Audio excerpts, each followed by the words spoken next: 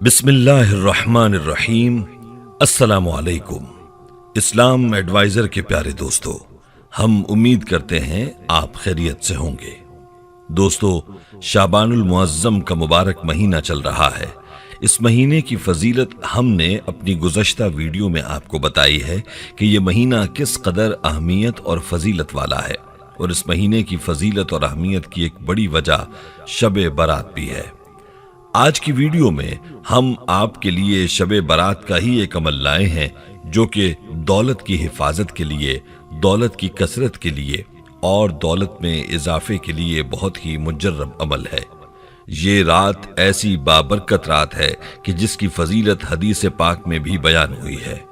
प्यारे दोस्तों, अक्सर लोग अपनी परेशानी के लिए दुआएं मांगते हैं, पूरा साल रिस्क की दुआ करते हैं, दौलत का सवाल करते हैं और मुख्तलिफ औकात में दुआएं करते हैं।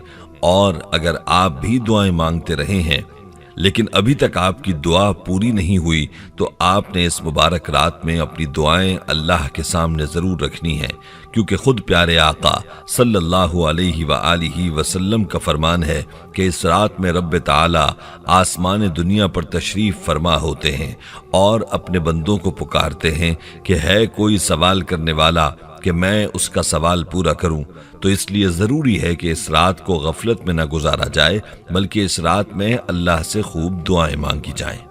अल्लाह ताला इस रात में अपने बंदों से फरमाता है कि है कोई ज़रूरत तो मुझसे मांगो, मैं तुम्हारी ज़रूरत को पूरा करूंगा।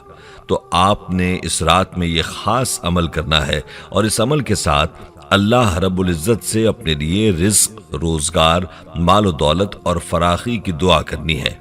इंशाअल्लाह इस अमल की बरकत से आपकी दुआ कबूल होगी और आपके लिए रिज़्क़ और दौलत के दरवाजे खोल दिए जाएंगे। ये अमल क्या है और आपने कैसे करना है, इस हवाले से हम आपको मुकम्मल तफसील बताएंगे। लेकिन दोस्तों, इससे पहले कि आपको इन तफसीलात से आगाह किया जाए, आपसे गुजारिश है कि अपने चैनल इस्लाम एडवाइज़र को सब्सक्राइब कर लें और घंटी का बटन भी दबा दें, ताकि आने वाली वीडियोस भी आपको नोटिफिकेशन के जरिए मिलती रहें। और हमारी तमाम बहनों और भाइयों से गुजारिश है कि दुरूद पाक की बरकत से होने वाली दुआ में शामिल होने के लिए अपना नाम कमेंट सेक्शन में ज़रूर लिखें और हमारी दुरूद पाक की महफिल का हिस्सा बनें। दोस्तों, हम आपको शब बारात का ये ख़ास वजीफ़ा भी बताते हैं जो आपने इस रात में करना है, लेकिन इससे पहले आपको शब बारात की फजीलत के हवाले से बताते हैं।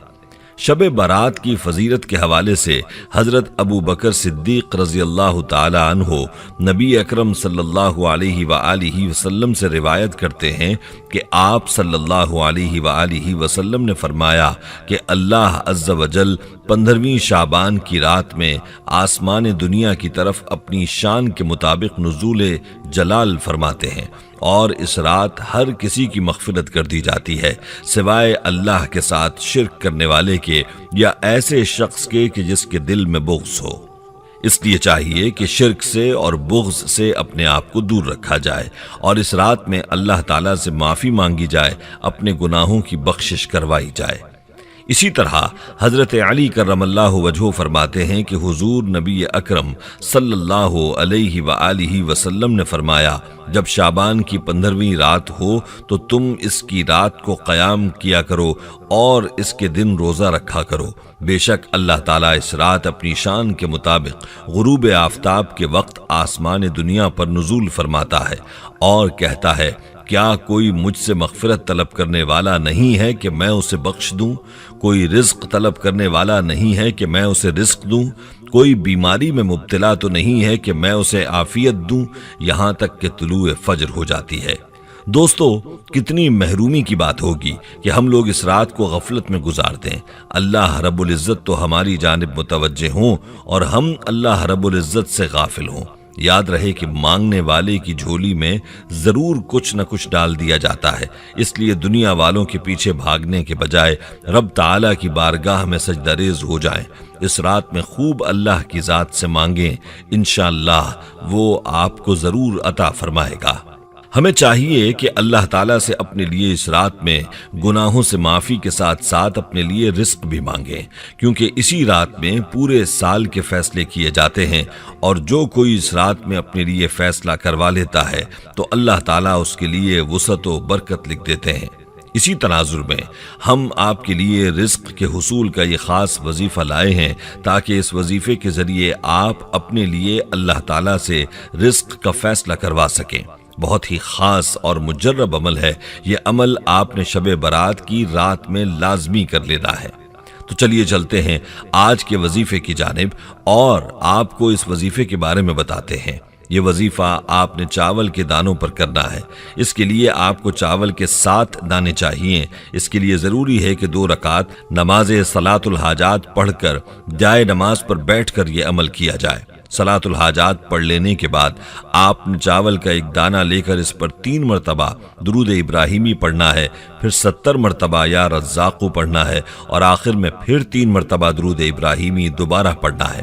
اسی طرح سے آپ نے دوسرا چاول کا دانہ لے کر اس پر بھی 3 مرتبہ درود ابراہیمی، 70 مرتبہ یا رزاقو، اور آخر میں پھر 3 مرتبہ درود ابراہیمی پڑھنا ہے، اور یہی عمل آپ نے ہر دانے پر کرنا ہے، یعنی 7 کے 7 دانوں پر یہ عمل کرنا ہے۔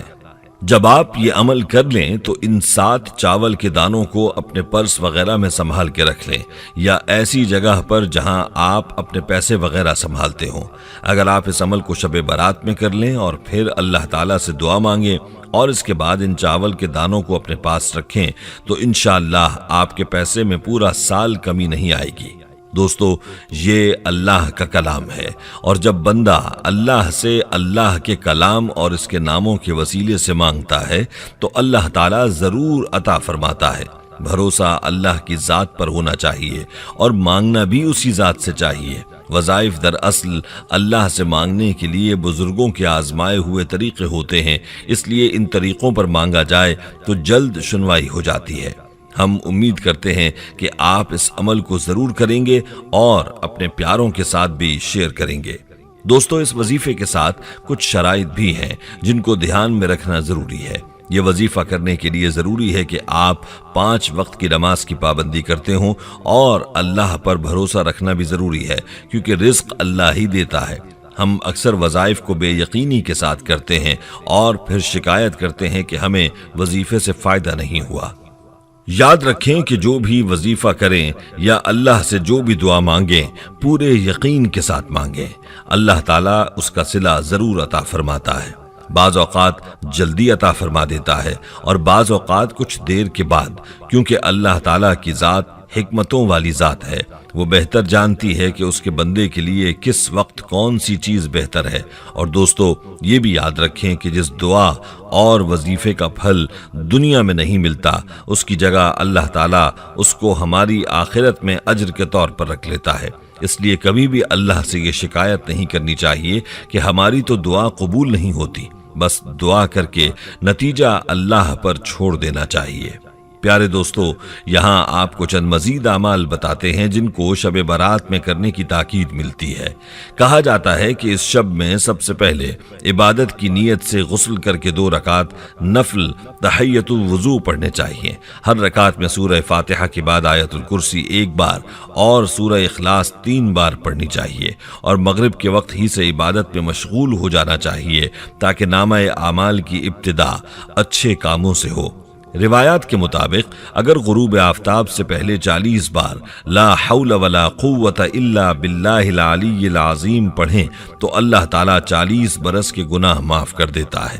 اسی طرح فرمایا کہ جو شخص شب برات کو 2 رکعت نفل اس طرح پڑھے کہ ہر رکعت میں سورہ فاتحہ کے بعد 1 بار آیت الکرسی اور 15 بار سورہ اخلاص پڑھے، اللہ تعالیٰ اس کو جنت میں مکان عطا فرمائے گا۔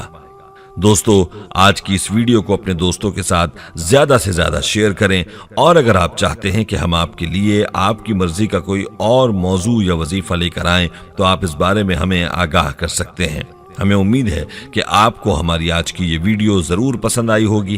اگر آپ کو ہماری آج کی یہ ویڈیو پسند آئی ہے تو سب سے پہلے تو اس ویڈیو کو لائک کریں اور اپنی رائے کا اظہار کامنٹ سیکشن میں کریں، اور آپ سے ایک بار پھر درخواست ہے کہ آپ ہمارے چینل اسلام ایڈوائزر کو ضرور سبسکرائب کر لیں اور ساتھ ہی لگے گھنٹی کے بٹن کو بھی کلک کریں تاکہ آپ کو مستقبل میں ہماری اپلوڈ ہونے والی مزید ویڈیوز کا نوٹیفیکیشن ملتا رہے۔